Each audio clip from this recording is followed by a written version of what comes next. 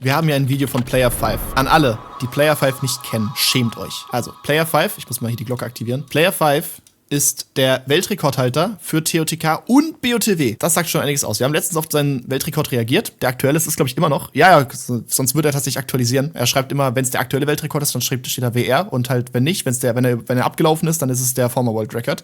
Und ich glaube, niemand kann mit ihm mithalten. Weil er fast seit 2 Monaten hält den Weltrekord bei so einem aktuellen Spiel. Respekt, der Typ ist ein absoluter Freak. Und nachdem er dann den Weltrekord in TotK nochmal getoppt hatte, seinen eigenen, und nochmal seinen eigenen, hat er dann gedacht, komm, scheiß drauf. Dann lass doch auch noch BOTW ein bisschen optimieren. Aber er hat jetzt ein neues Video hochgeladen. Wie schnell kann man in TotK sterben? Und das Thumbnail ist echt nice, das ist witzig irgendwie. Ich habe keine Ahnung. Ich wüsste nicht, wie ich die Frage beantworten soll, aber ich will's sehen. Is the fastest way to die in Tears of the Kingdom getting attacked by the keys in the prologue? Garantiert nein. Also man kann sich durch die Flederweißer töten lassen, das weiß ich. Aber es dauert sehr, sehr lang. Es dauert wirklich sehr, sehr lang. Er hat mal nur was geht. Aber diese First-Time-Chatter-Nachricht, das ist einfach großartig. Or playing through the intro and immediately jumping off a ledge. Ach, da kann man sogar schon sterben, lol. Ich dachte sogar, man kann da nicht, aber natürlich kann man da sterben im Raum des Erwachens. Or maybe it's something else entirely. Ja, das wäre Schwachsinn. Also spätestens Raum des Erwachens, würde ich sagen, aber ich denke mal, er wird irgendwas finden. Sonst wäre das Video nicht 8 Minuten lang, er wird schon irgendwas finden. Die% is a pretty common category extension for speedruns, since it's short and has a clear objective. 10%. Just don't think about the premise of it. Speedrunners like doing things fast. There's a whole leaderboard for dying in different ways for Breath of the Wild, including things... Oh. Alter, man hat es in BOTW in unter 1 Minute geschafft. Vor allem, das ist eine Hundertstel Sekunde. Einfach Unterschied. Das ist sehr, sehr wenig tatsächlich. Things like falling off a cliff, ice water, bees. Was? Da gibt's... What the fuck? Als ob es dafür sogar Kategorien gibt, Junge. Ich kann mir aber vorstellen, dass die schnellste Kategorie ist, wahrscheinlich im Eiswasser zu erfrieren. Wobei, nee, auch nicht. Aber wahrscheinlich halt, logischerweise, man glitscht sich ja irgendwie durch den Schrein des Lebens schon raus mit dem Schika-Stein. Ist man irgendwie in der Wand drin, dann kann man aber auch sehr schnell zum Eisgebiet hin. Und da beim Eisgebiet ist auch das Eiswasser. Und da stirbt man halt innerhalb von 3 Sekunden. Ich weiß nicht, ehrlich gesagt. And Koga? What the fuck? Digga, was ist... Als ob das eine eigene Kategorie ist, dass man im BOTW so schnell wie möglich durch Koga sterben kann. Das dauert doch ultra lang. Leave a comment if you're interested in hearing about that run. It's a pretty fun story. In your first playthrough Warum wird das eingetragen? Das ist auch so absurd. Breath of the Wild, you may have put up a pretty respectable time for glitchless die% fall off a cliff if you, Mit oder ohne Glitches. Wahrscheinlich alles immer mit Glitches. Standardmäßig schon. like many others, were curious what would happen if you got a bit too close to the edge. Vor allem, was ist denn überhaupt... Zählt Whistle Sprinting zum Beispiel in BOTW als Glitch? Ich glaube nicht, oder? Es ist irgendwie so eine Game-Mechanik, aber gleichzeitig ist es schon ein Glitch eigentlich, ne? And falling off a cliff is the fastest way to die in Breath of the Wild. But the Okay. glitchless world record is 2 minutes and 21 seconds, where the unrestricted world record is just 59 seconds. The Okay, difference is Es gibt anscheinend doch einen Unterschied zwischen Glitchless und mit Glitches. Ja, Kind, wem das nicht passiert ist. Also ohne Scheiß, jeder ist doch im BOTW mal an dieser Klippe runtergefallen, oder? Nicht genau an der Stelle vielleicht, aber irgendwo am Rand da. Ist mir schon 1000-mal passiert wahrscheinlich. the out-of-bounds clip that's possible immediately after getting the Sheikah Slate. Ja, genau. By using the scope while Link is running into this corner with the camera turned backwards, the scope will turn him around such that his model clips out of bounds. Ja, genau. Man kann einfach, ohne irgendwelche Fähigkeiten erlangt zu haben, nur der Schika-Stein, das reicht einfach schon und du kannst nach nicht mal 1 Minute dich schon rausglitschen. This gives us access to a cliff of sorts that doesn't require watching all the long cutscenes. Und da kann man schlicht einfach nach From hinten here, springen, it's ne? not quite high enough to deal 3 hearts of damage, so you need to wait for Link to take cold damage before hitting the ground. Ah, lol. Oh! Habt ihr es gesehen? Alter, wie krass. Er würde 2,5 Herzen verlieren, deswegen muss er genau auf den Moment warten, dass er durch die Kälte ein halbes Herz Schaden bekommt und dann die restlichen 2,5 durch den Fall auf den Boden. This is definitely not lore accurate Link. Maybe he just needs another 100 years. But Tears of the Kingdom starts off a little bit differently. Instead of waking up naked with 3 hearts, you're placed in the tunnels beneath Hyrule Castle with 30 hearts and full stamina, which, by the way, is more than you can get in Breath of the Wild even with the DLC. Equipped with the Champions... Ja, einfach, Link hat gecheatet, das weiß ich auch, ne? Also es geht eigentlich gar nicht, dass man ja, genau, das hatte ich gerade gesagt, dass man in BOTW nicht 30 Herzen und 3 Ausdauerringe haben kann. Das geht eigentlich nicht. So, keine Ahnung, warum das in TotK dann so ist, aber im Intro in der Sequenz und generell, warum links Herzen überhaupt angezeigt werden und er nicht einfach unendlich Herzen hat, ich find's ein bisschen strange irgendwie, weil in TotK hat man ja auch am Ende 40 Herzen und nicht 30. Also es ist einfach komisch, weiß ich nicht. Und auch da kann man wieder nicht alle Herzen und alle Ausdauer haben. Tunic and Master Sword. It's extremely linear, and if you go too far away from Zelda, she'll stop you and talk your ear off about the Zonai and imprisoning war. The water Ja, schade, dass man das nicht skippen kann, ne? Ist echt schade, dass man das eigentlich nicht skippen at the kann. start isn't deep enough for Link to drown, and the ceiling is never high enough to take fall damage, so the options are incredibly limited. The only way to take damage is fighting the keys at the end, which Wobei, oder man könnte auch Schaden nehmen durchs Out-of-Bounds glitchen wahrscheinlich und dann einfach rausspringen, ne? Weil da ist ja, glaube ich, auch. Doch, das geht doch. Man kann doch, wenn man Out-of-Bounds glitchen ist doch, dann voidet man doch aus, glaube ich. Wenn man runterfällt, voidet man, glaube ich, aus. isn't exactly ideal. But the Oder man fällt einfach unendlich tief und landet irgendwann auf dem Boden. Dann wäre das wahrscheinlich der Rekord, oder? alternative is watching the 4-minute unskippable cutscene that's so long it puts Link to sleep. Which brings me back to the initial question. Is it faster to die to the keys, or watch the intro and find the fastest ledge to jump off and die? And I'm sure a lot of people have wondered what happens when you die in the prologue but haven't been bored enough to try it, let alone time it. Wait. Wie hat er das gemacht? Wenn jetzt wieder dieser Transfer-Glitch ausgenutzt wird, dass man irgendwie irgendwelche Items von einer anderen Save-File reinholen kann. Junge, wahrscheinlich wird es das sein, oder wenn das zählt. Aber ich glaube, sowas zählt ja eigentlich nicht, weil man braucht ja eine andere Save-File zum Vorbereiten. Ich glaube, das wird immer nicht mit einberechnet. Ich bin nicht sicher. To see how fast it can be done. So I've done the work for you. If you run straight through the intro, making sure to do these little jumps before the dialogue triggers to save a second or two, because it makes Zelda run toward you, and get hit by the keys 120 Warte mal. or two, because it makes Zelda run toward you. Zelda rennt dann? Warum das denn? Warum rennt Zelda denn dieses eine Stück dann? Das ist ja voll komisch. And get hit by the keys 120 times. It takes Aber man kann nicht in die Flederbeißer reinlaufen. Die müssen einen wirklich angreifen. just under 7 minutes and 30 seconds. Boah. Also nein, es ist nicht schneller.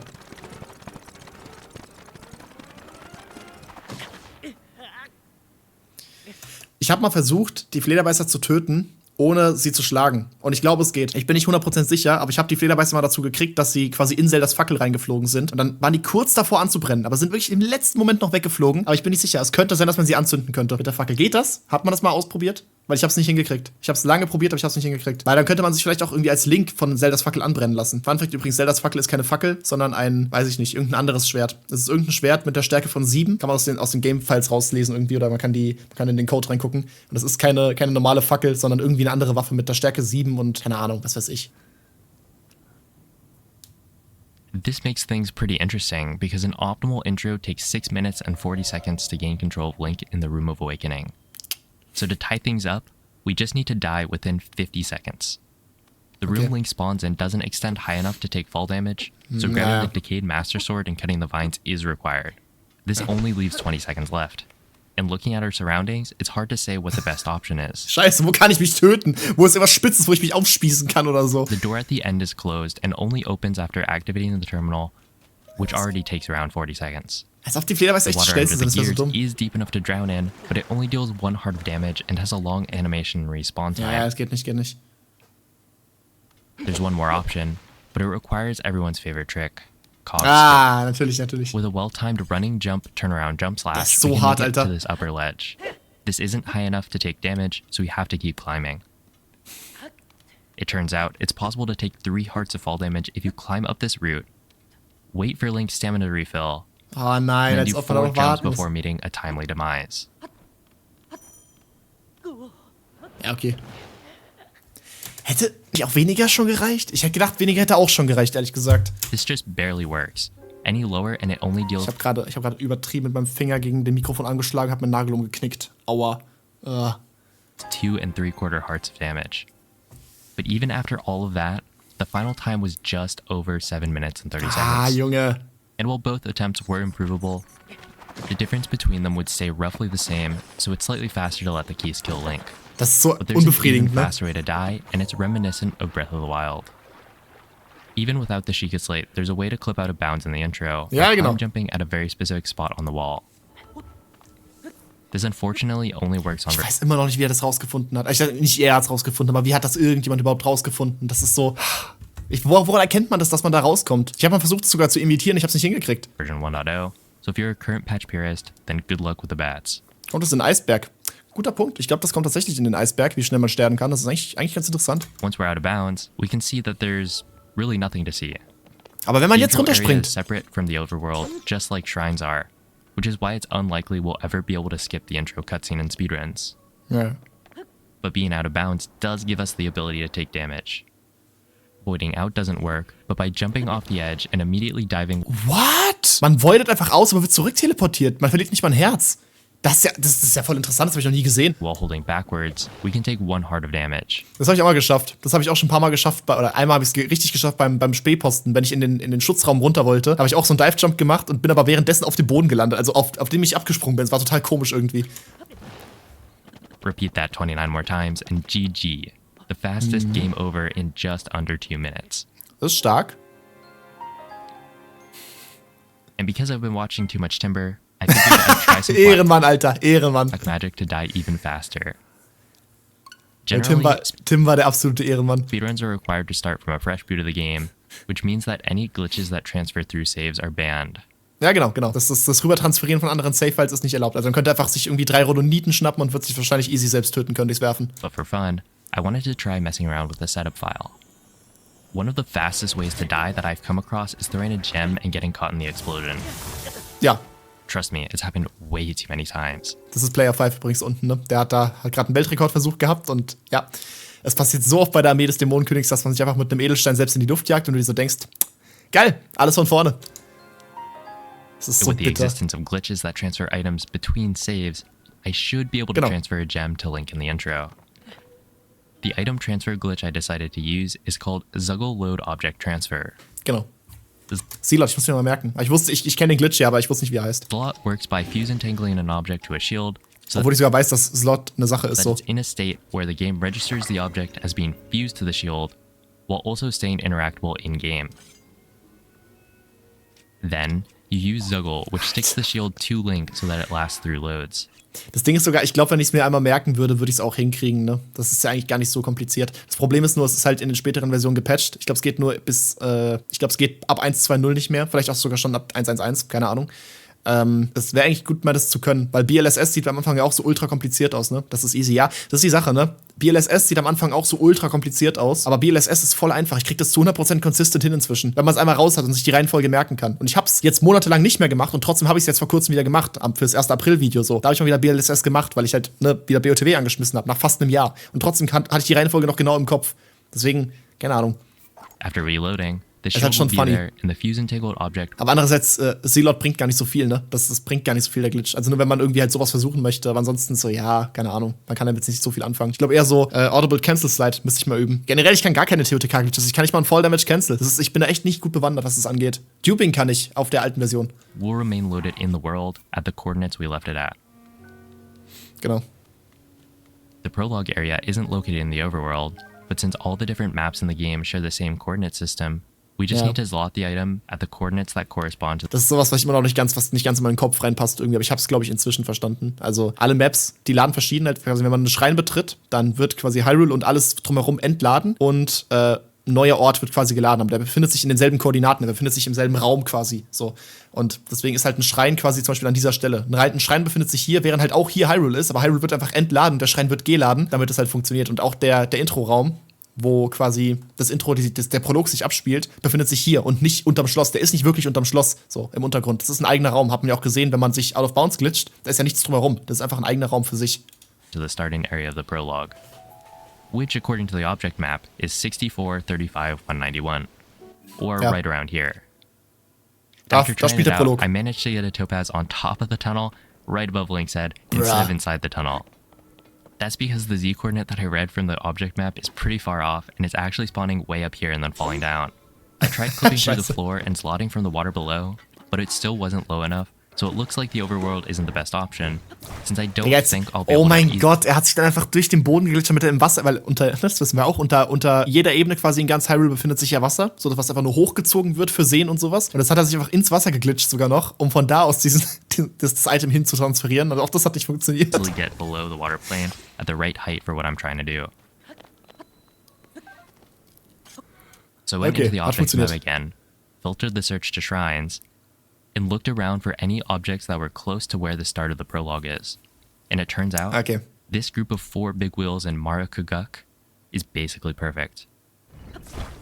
It's a little low and not exactly Ah, der Schrein, okay, das ist bei Goronia, ne? Das ist auch so interessant, der Schrein ist eigentlich bei Goronia, oder es ist der Schrein wirklich, der in Goronia Stadt ist, aber gleichzeitig befindet er sich halt einfach irgendwo mitten in Hyrule einfach. the same spot, but by putting this ramp on the end of the car Streng and genommen, moving ne? the car slightly, it lines up.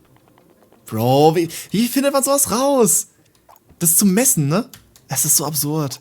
The topaz doesn't actually kill Link in one hit, so I slotted 2 in by dropping my first Fuse Entangled shield before Fuse Entangling and Zuggling the second one, and then unequipping my shield so that I could pick up the dropped topaz shield and Zuggle that one as well.